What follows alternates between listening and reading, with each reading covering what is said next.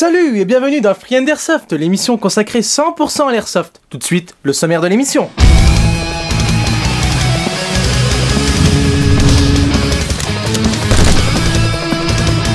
Vu que c'est notre première émission, on a voulu faire une émission assez complète. Ça commencera avec l'airsoft et la loi, qui suivra avec l'airsoft et les mineurs. On parlera ensuite des différents types d'airsoft, on parlera aussi du différent matériel d'airsoft.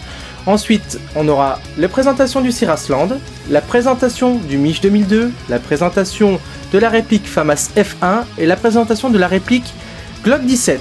Et on terminera avec l'interview de l'association OTAM qui nous a fait l'honneur de venir. Pour commencer, nous allons faire une courte explication sur l'airsoft et la loi. Les répliques d'armes qu'utilisent les joueurs d'airsoft ne sont pas considérées comme des armes au sens du décret de 1995. Elles sont soumises au décret numéro 99-240 du 24 mars 1995, qui réglemente la commercialisation des répliques d'armes à feu développant une énergie en sortie de bouche supérieure à 0,07 joules et égale ou inférieure à 2 joules. Ce décret réglemente la commercialisation des répliques d'armes supérieures à 0,07 joules qui sont interdites aux mineurs, que ce soit par prêt, don, location ou disposition gratuite ou onéreuse. Selon la loi française, un lanceur de projectiles dont l'énergie développée en sortie de canon est supérieure ou égale à 2 joules est une arme de 7ème catégorie, conformément au décret 95-589 du 6 mai 1997, pris par Lionel Jospin. Les mesures de puissance s'effectuent généralement par rapport à la vitesse de sortie, joules ou FPS, feet per seconde, et au poids du projectile. C'est une bite 0,20 g qui est généralement utilisée pour la référence. Le matériel utilisé pour calculer la puissance en airsoft est le chronographe, plus souvent appelé dans notre jargon le chronie. On va parler maintenant de l'airsoft et les mineurs. Donc contrairement aux idées reçues, les mineurs peuvent jouer de l'airsoft. Cependant, ils ne peuvent qu'utiliser des répliques inférieures à 0,07 joules, ce qu'on appelle des mini-répliques. Ces répliques ont été créées spécialement pour eux. Des associations se sont équipées de ce type de répliques pour permettre aux mineurs de pratiquer l'airsoft. Cependant, beaucoup d'associations n'ont pas opté pour cette méthode, car tout le monde doit utiliser ces mini-répliques et beaucoup de joueurs n'en ont pas envie. C'est l'heure de parler maintenant des différents types d'airsoft.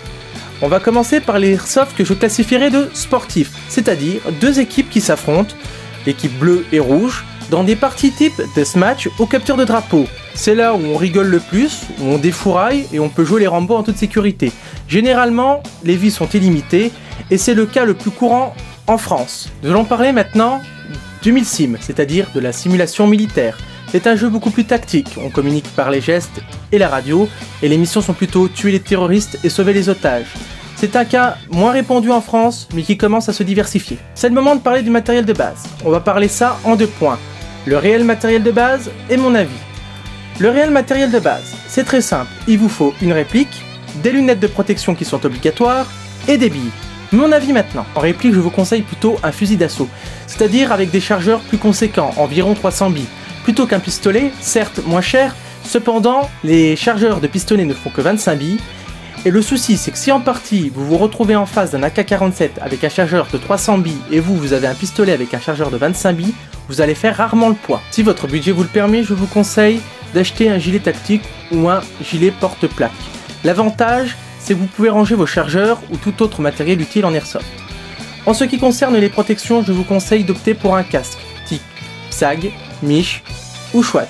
L'avantage, c'est que si vous tombez, vous évitez les chocs à la tête, et les billes dans la tête font très mal. Un dernier petit conseil, je vous conseille d'acheter une cagoule ou un demi-masque.